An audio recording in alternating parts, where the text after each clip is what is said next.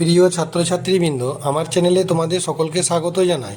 আজ তোমাদের সামনে যে প্রশ্ন উত্তরগুলি এনেছি সেগুলি উচ্চ মাধ্যমিক চতুর্থ সেমিস্টার ইএনভিএস এনভায়রনমেন্টাল স্টাডিজ এখান থেকে 2 নম্বরের প্রশ্ন উত্তরগুলি প্রথম থেকে শেষ পর্যন্ত দেখার সাথে সাথে আমার চ্যানেলে নতুন হয়ে থাকলে চ্যানেলটিকে সাবস্ক্রাইব করে দিও, সেই সঙ্গে অল নোটিফিকেশানটি অন করে রেখো।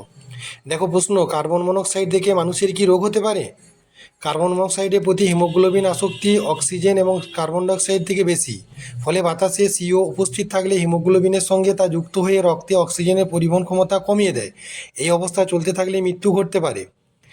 96 নম্বর প্রশ্ন, দুর্যোগ পরবর্তী 2টি গুরুত্বপূর্ণ কাজ কি? না ত্রাণ ও পুনর্বাসন। 2 নম্বর, ত্রাণ শিবির পরিচালনা করা ও ঔষধের ব্যবস্থা করা। জল দূষণ সংক্রান্ত একটি করে ভাইরাস ও ব্যাকটেরিয়া প্রোটোজোয়াঘটিত রোগের নাম। Virus hepatitis B, bacteria cholera, protozoa আমাশয়। ভূমিকম্পের প্রধান 2টি কারণ লেখো। টেকটনিক প্লেটের সঞ্চারণ ও অগ্ন্যুৎপাত। ভারতের উত্তরাখণ্ডে 2013 খ্রিস্টাব্দে দুর্যোগের কারণ কি? এতে কত লোকের মৃত্যু হয়েছিল? না ফ্ল্যাশ ফ্ল্যাড ও হিমবাহের ভাঙন, প্রায় 6054 জন মানুষের মৃত্যু হয়েছিল।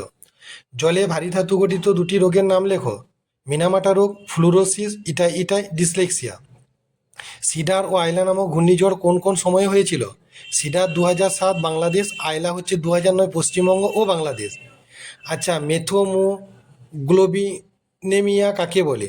না মেথামোগ্লোবিনেমিয়া নাইট্রাইট যৌগঘটিত রোগ, যা মূলত শিশুদের দেহে বেশি দেখা যায়। পানীয় জল, খাদ্যদ্রব্য, ঔষধের সঙ্গে প্রয়োজনের বেশি নাইট্রেট শরীরে প্রবেশ করলে ফুসফুস ও রক্তে সংক্রমণ দেখা দেয়। নাইট্রেট প্রধানত ক্ষতিকারক না হলেও এই নাইট্রাইটে পরিণত হলে এটি রক্তের হিমোগ্লোবিনকে মেথোমোগ্লোবিন পরিণত করে, ফলে রক্তে অক্সিজেন যোগানের পরিমাণ কমে যায়। মেথামোগ্লোবিনেমিয়াতে মূলত 3 থেকে 6 মাসে শিশুরা আক্রান্ত হয়। এই রোগে শিশুদের শরীর হিমোগ্লোবিনের অভাবে নীল রং ধারণ করে। এই রোগে আক্রান্ত শিশুদের ব্লু বেবি বলা হয়। সাইক্লোন বুলবুল আমফান কোন কোন সময় হয়েছিল? বুলবুল হয়েছিল 2019 ভারত ও বাংলাদেশ, আমফান 2020 ভারত ও বাংলাদেশ। ভারতের সবচেয়ে বড় সুনামি ঘটনা কি? না 26শে ডিসেম্বর 2004 সালে সুমাত্রায় সংঘটিত মহাদেশীয় পাত সঞ্চারণ উদ্ভূত সুনামিতে মোট 2,25,000 মানুষের মৃত্যু হয়। এই সুনামিতে ভারতও যথেষ্ট ক্ষতিগ্রস্ত হয়। ভারতে এটি সবথেকে বড় সুনামি। মিজরেখা কাকে বলে? আর্সেনিকের ফলে মানুষের পায়ের তলায় কালো কালো ছোপ পড়ে আঁচিলের মতো ডিবি তৈরি হয়। একে ব্ল্যাক ফুট ডিজিজ বলে। নখের গোড়ার দিকে আড়াআড়ি সরু সাদা মিজরেখা দেখা দেয়। বিশ্বের সবথেকে বড় মনুষ্যসৃষ্ট দুর্যোগ কি? না ভোপালের গ্যাস দুর্ঘটনা 1984 সালে প্রায় 10,000 মানুষের মৃত্যু হয়েছিল। এমআইসি মিগ দুর্ঘটনা কোথায় হয়েছিল? মিগ হলো মিথাইল আইসোসায়ানেট গ্যাস। 1984 খ্রিস্টাব্দে ডিসেম্বর মাসের 2 থেকে 3 তারিখে মাঝরাতে মধ্যপ্রদেশের রাজধানী ভোপালে দুর্ঘটনা ঘটেছিল। দুর্যোগ বলতে কী বোঝায়?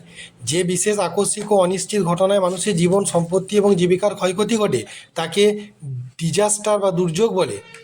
সামগ্রিক দূষণ রোধে গৃহীত 2টি ব্যবস্থা উল্লেখ করো। 1 নম্বর, যে কোনো জায়গা থেকে বর্জ্য নির্গমন হ্রাস ও বর্জ্যের ক্ষতিকর ধর্ম কমানো। আর কৃষিক্ষেত্রে সুস্থায়ী কৃষি ধারণা প্রয়োগ করা। 2টি করে প্রাকৃতিক ও মনুষ্যসৃষ্ট দুর্যোগের নাম লেখো। প্রাকৃতিক ভূমিকম্প, বন্যা, সুনামি। আর মনুষ্যসৃষ্ট হলো অগ্নিকাণ্ড, মহামারী। পরিচ্ছন্ন উন্নত কৌশল বলতে কী বোঝো?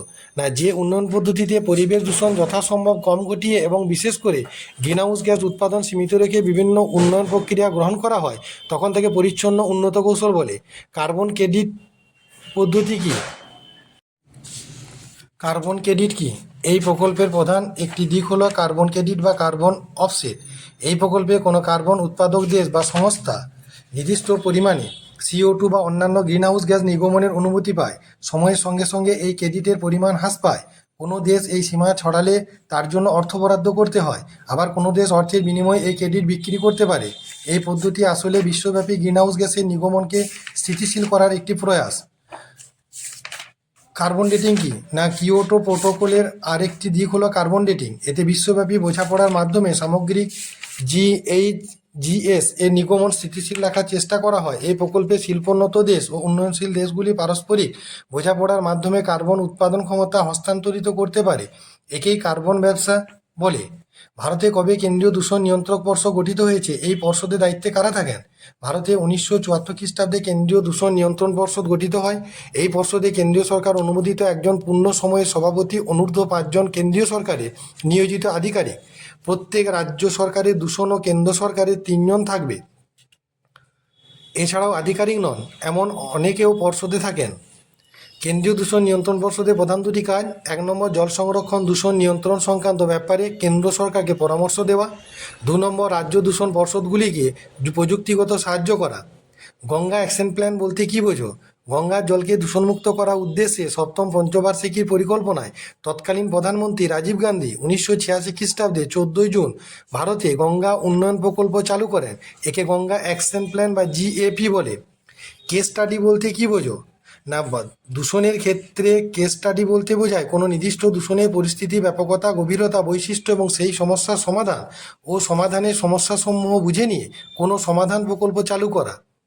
GAP আনুষ্ঠানিকভাবে প্রথমে কোন শহর শুরু হয়? এই প্রকল্প প্রধান কয়েকটি কর্মসূচি কি? না, GAP গঙ্গা অ্যাকশন প্ল্যান আনুষ্ঠানিকভাবে বারাণসী শহরে শুরু হয়।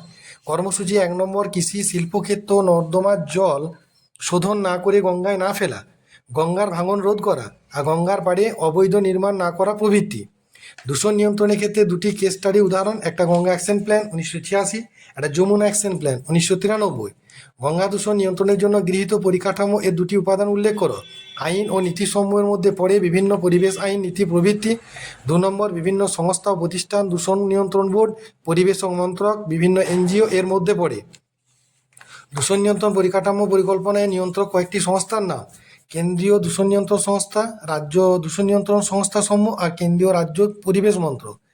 GAP-2 কোন কোন রাজ্য ও নদীকে অন্তর্ভুক্ত করা হয়? উত্তরাখণ্ড, উত্তরপ্রদেশ, বিহার, ঝাড়খণ্ড, পশ্চিমবঙ্গ, দিল্লি ও হরিয়ানা।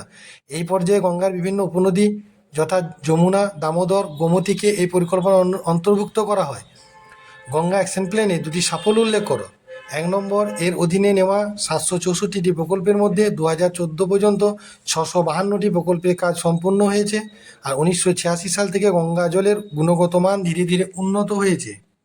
পরবর্তী প্রশ্ন দেখো, গঙ্গা নদীকে পরিষ্কার রাখতে সাধারণত লোকের গ্রহণযোগ্য কম খরচে দুটি উপায় উল্লেখ করো। 1 নম্বর, শবদেহ ও গার্হস্থ্য আবর্জনা ফেলা এড়ানোর মাধ্যমে। 2 নম্বর, পারিবারিক ও বাণিজ্যিক কোনো ময়লাযুক্ত তরলকে নদীতে নিষ্কাশন করা থেকে এড়িয়ে চলা। YAP এর প্রধান দুটি উদ্দেশ্য লেখো। না, যমুনা নদীর জলের গুণগত মান উন্নয়ন ও দূষিত বর্জ্য মিশতে না দেওয়া, নদীর জল জনসাধারণের দূষণ সম্পর্কিত জ্ঞান বৃদ্ধি করা। YAP-1 এর অন্তর্গত প্রধান কর্মসূচি কী ছিল? 1 নম্বর, বর্জ্য জল শোধনের জন্য 29টি সুয়েজ ট্রিটমেন্ট প্ল্যান্টস বা STP তৈরি, আর বর্জ্য জল ব্যতীত অন্যান্য দূষণ রোধের ব্যবস্থা। YAP-2 এর অন্তর্গত প্রধান কর্মসূচি কী ছিল? না, এ পর্যায়ের বর্জ্য জল শোধনের ক্ষমতা বৃদ্ধির উপর জোর দেওয়া আর পুরনো STP-গুলির শোধন ক্ষমতা বাড়ানো। YAP এর দুটি সাফল্য উল্লেখ করো। YAP-1 ও 2 গৃহীত সমস্ত প্রকল্পগুলি সঠিকভাবে সম্পাদন করা গেছে। জলের BOD ঠিক করা গেছে। ভারতের বৃহত্তম পলিগঠিত সমভূমি ও বৃহত্তম নদী পুনঃস্থাপন পরিকল্পনার নাম কি? না, বৃহত্তম পলিগঠিত সমভূমি গঙ্গা যমুনা সমভূমি দোয়াব, আর বৃহত্তম নদী পুনঃস্থাপন পরিকল্পনা যমুনা অ্যাকশন প্ল্যান YAP। এছাড়া কতগুলি রচনাধর্মী প্রশ্ন দেওয়া হলো 6 নম্বরে 2+4, 3+3 এবং 2+2+2 এরকমভাবে প্রশ্নগুলি থাকবে। যে বড় প্রশ্নগুলি দেওয়া হলো ভালোভাবে দেখে নিও।